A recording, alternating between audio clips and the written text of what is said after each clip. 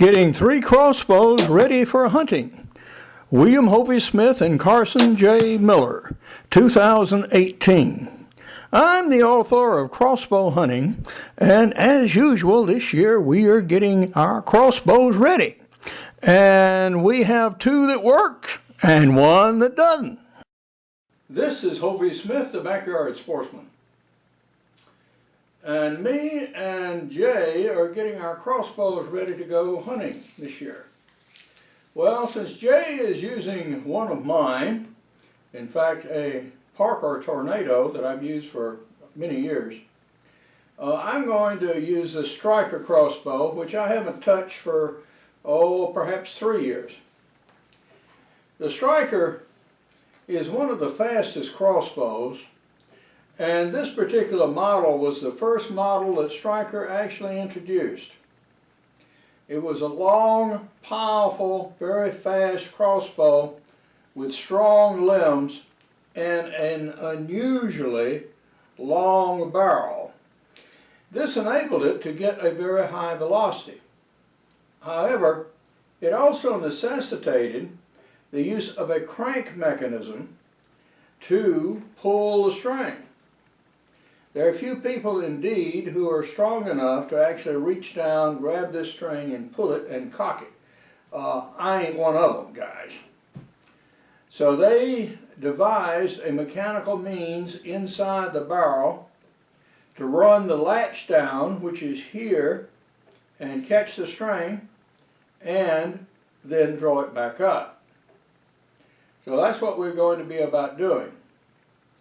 Now, in preparation for this, I'm of course going to re-sight it in, because the problem with this crossbow was that it will stretch the strings. These limbs are very powerful, and so you do get string stretch to the extent that you can change the zero of the crossbow, and especially after 2 years of storage. So yeah, we're going to have to sight it in again. I also took the precaution of weighing my points. This is the Grim Reaper point that we're going to be hunting with, and this has the extra long limbs on it. And despite its large size, this is a 100-grain point. And I'm glad I checked, because I misremembered. I thought it was a 125-grain point, but it isn't. So we weighed it up on our scales, and so we have now a matching field point that also weighs 100 grains. So our zero will be better.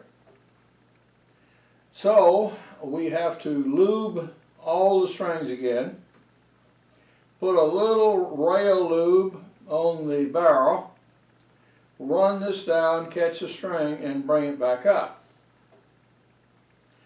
Now the string catching business is sort of interesting, so I'll show it to you.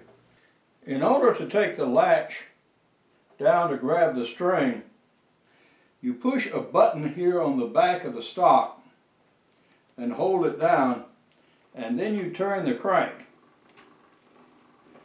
And this is like a piece of small bicycle chain here.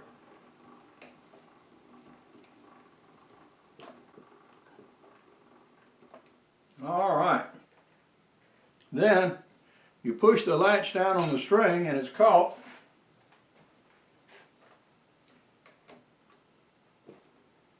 And you proceed.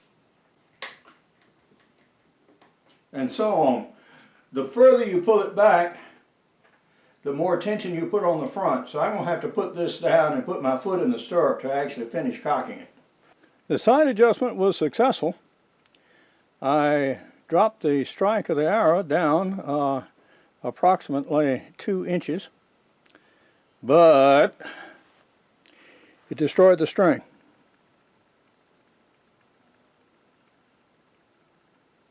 So this has to be put on with a crossbow press. You can't string this thing manually.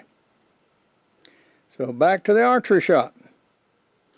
With the failure of the Striker crossbow, we are back, but not quite to square one.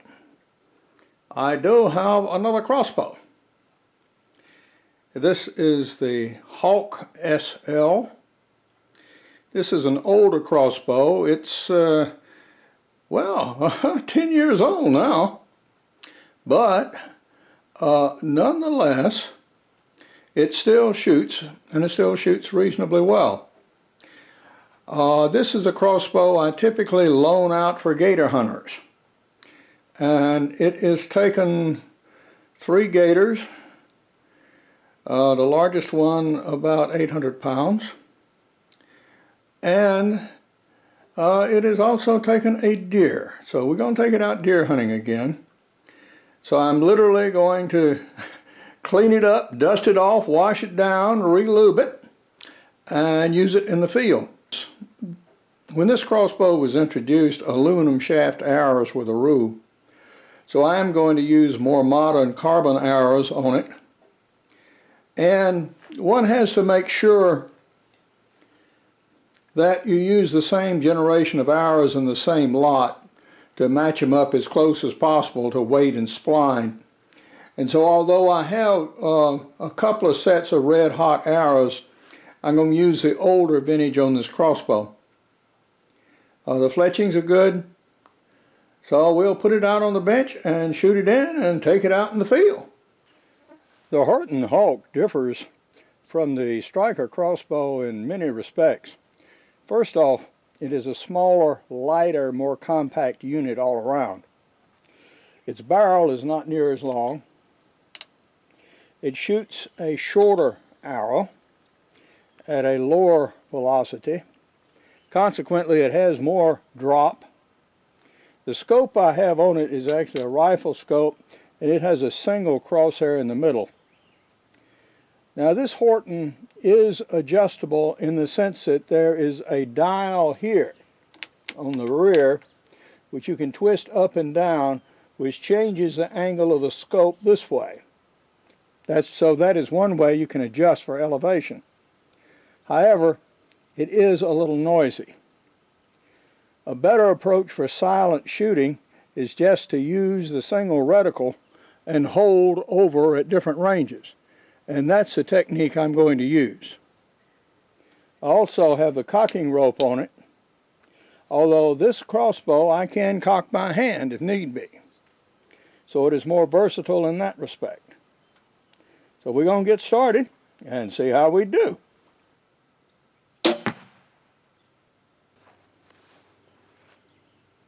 Okay, that is getting pretty close.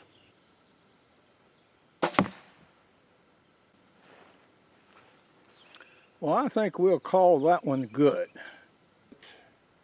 We've now moved our target to 35 yards, which is about the maximum range I'm going to shoot. By happenstance, there is a yellow paste on that large box that I'm using as backstop. So I'm going to shoot at the corner a bit to determine the amount of arrow drop at that range.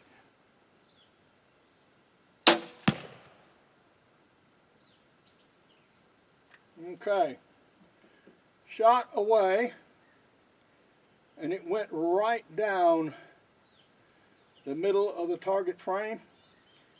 So our windage is certainly good. It's the elevation that's variable. Now I'll show you where we are. Right at this corner is where I aimed.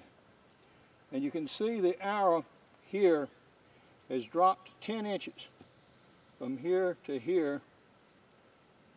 That's 6, well, say 9 inches, all right, if you want to be more precise.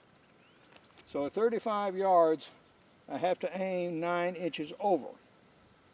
So that's going to mean here, aim here, about there, should drop it there. Aiming about here, put it there. So, if we aim at the deer's bone, right here, the top of the deer, that should drop it down into the heart-lung area here. So let's see if that be so. I aimed right here, and that dropped the arrow right here in the heart-lung area. So this would be a good low-lung shot. That's certainly a killing shot. So rather than trying to remember inches, smallish average sized deer, which mine mostly are, they usually run about 90 pounds, then aiming here, we'll drop it here. If it's a huge deer, I have to aim a little lower down actually, but this certainly gets you into the kill zone of a deer. And the windage this way, that's been fine all the way. There's no reason to change that at all. Okay, well, what have we really demonstrated here? One thing that I mentioned in my book, Crossbow Hunting, is that very oftentimes if you try to push the limits of speed on a crossbow, you wind up with a crossbow that's mechanically complex and more prone to failure than a crossbow that, say, operates in the range of 150 to 165 pound pull. This has demonstrated that. This crossbow is a decade old. The string has never been changed. It's taken 3 gators and 1 deer. It still performs very well. So if you want to take up the crossbow, you do not have to buy the most expensive, now well over $1,000 crossbows. If you hunt, that is, get the beasties close enough, you can take them with a 150 pound pull crossbow very well, which I hope to demonstrate in a few days when we take this critter out on a hunt. So this is going to be the crossbow I'll use. Reliability to me is much more important than arrow speed, although arrow speed sells crossbows. So it's not necessarily the end all and be all as how fast this arrow travels.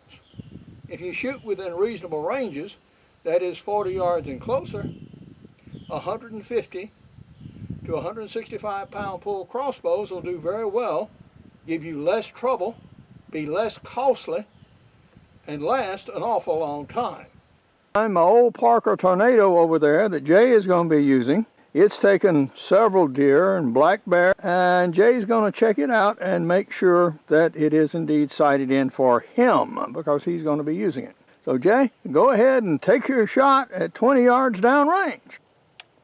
He just clicked the safety off, and the Parker is a little older crossbow. There is a little creep in the pull. Well, Jay's first shot was in line left and right and approximately 2 inches low.